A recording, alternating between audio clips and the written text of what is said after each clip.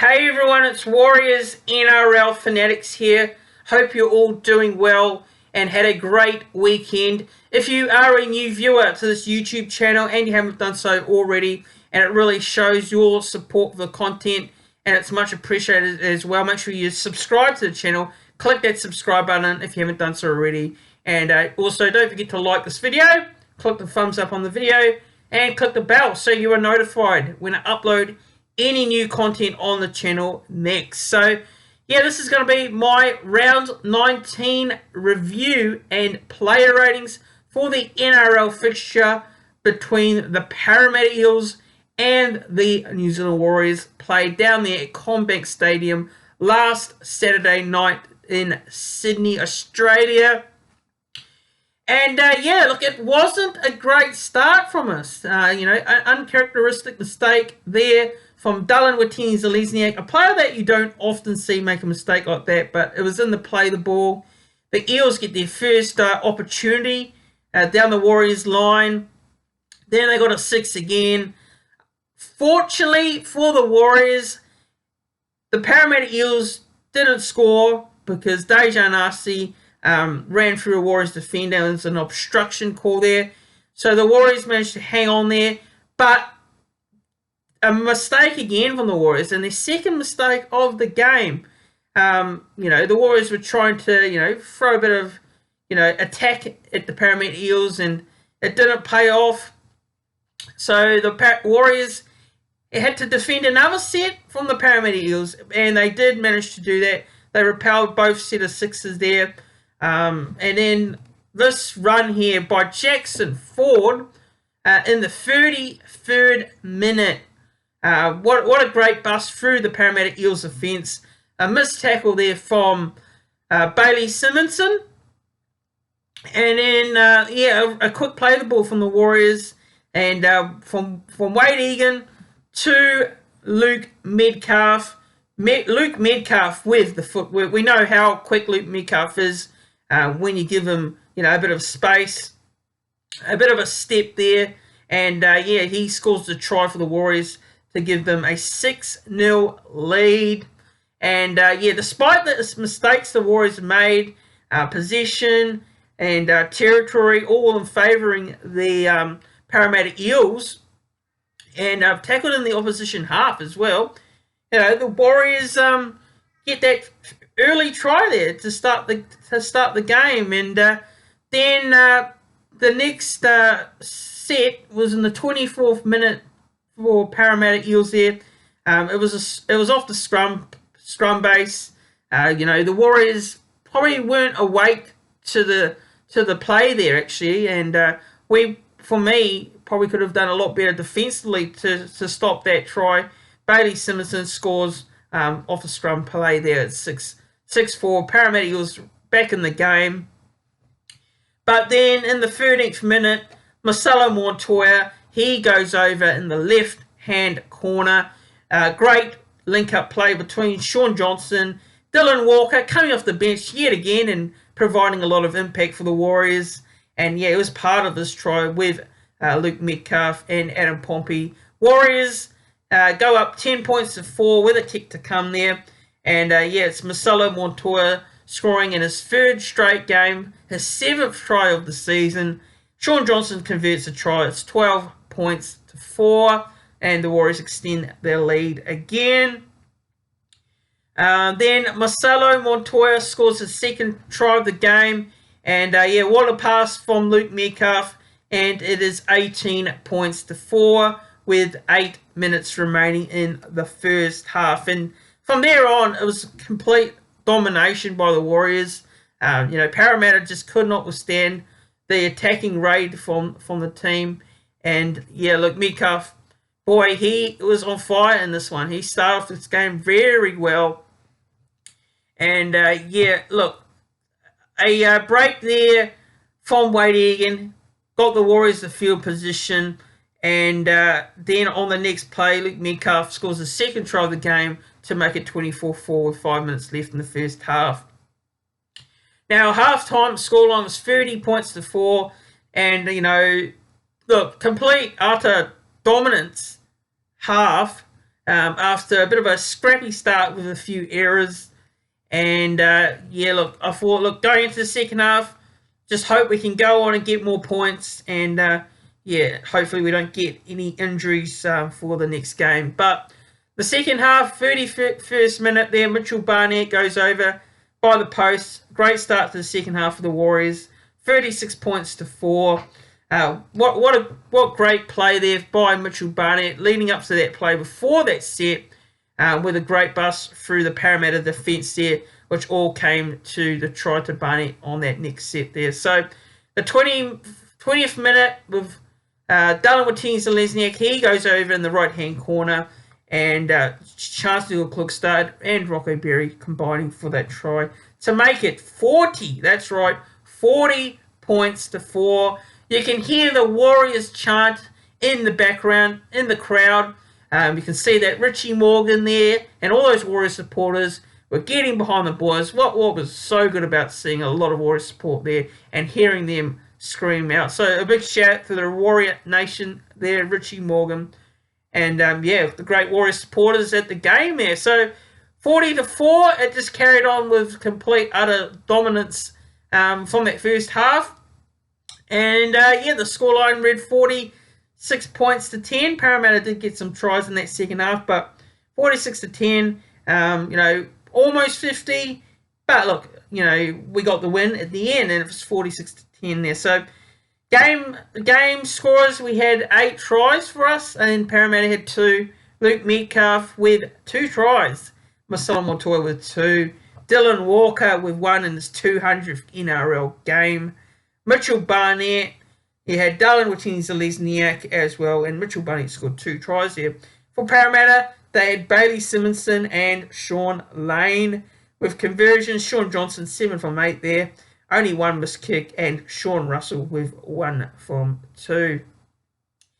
Now to my standout players, and I'm going to also read their stats as well from this game. So I had the likes of Mitchell Barnett, Wayde Egan, Jackson Ford, Luke Metcalf, AFB, Marcelo Montoya, you know, quite a few players that, you know, stood out. Man, it was really hard to just single out 1, 2, or 3 players. I singled out quite a few, actually, who had great games. So we have Mitchell Barnett here, so I'll read his stats. So we had 18 hit-ups. He had 18 hit-ups, 18 all-runs, 183 all-running meters, 63 post-contact meters, 4 tackle breaks, 3 line breaks, and 29 tackles. Wayde Egan there, I thought was great in that hooker spot. I thought he's been great for us this season, despite, you know, not getting a lot of game time this year. You know, he's quite had a few games where he was out due to concussions. So it's good to see Egan, you know, play a part in this team's, you know, performances this season in the past couple of months. So 61 minutes, 1 try assist, 1 head up, 7 all runs, 72 all running meters, 21 post contact meters, 2 line breaks, 1 offload, 2 line break assists, and 32 tackles defensively. So good from Egan. Jackson Ford, boy, he was amazing. He was incredible. 80 minutes played, 17 hit-ups, 18 all runs, 203 all running meters, 76 meters post-contact, 5 tackle breaks, 1 line break, 33 tackles, and 1 error. Luke Metcalf, like I said here, what a game from Luke Metcalf. Probably one of his best games he's played in first grade. 2 tries, 1 try assist, 7 all runs, 54 all running meters, 1 post-contact meter, 6 tackle breaks, 2 line breaks, 2 line break assists, 14 tackles, 3 kicks for 59 kicking meters and 1 error. Adam Fanua-Blake, 60 minutes played, 14 hit-ups, 18 all runs, 193 all running meters, 89 post-contact meters, 2 tackle breaks, 3 offloads, and 26 tackles.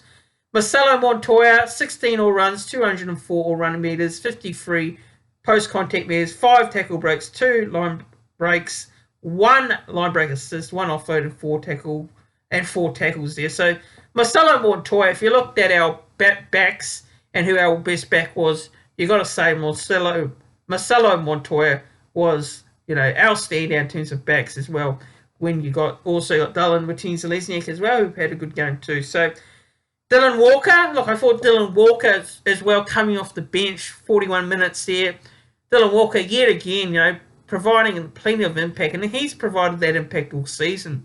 Now, 1 try, 7 hit-ups, 11 all runs, 126 all running meters, 40 post-contact meters, 2 tackle breaks, 1 line break assist, and 25 tackles for Dylan Walker. And Dylan Walker as well played his 200th game in the NRL.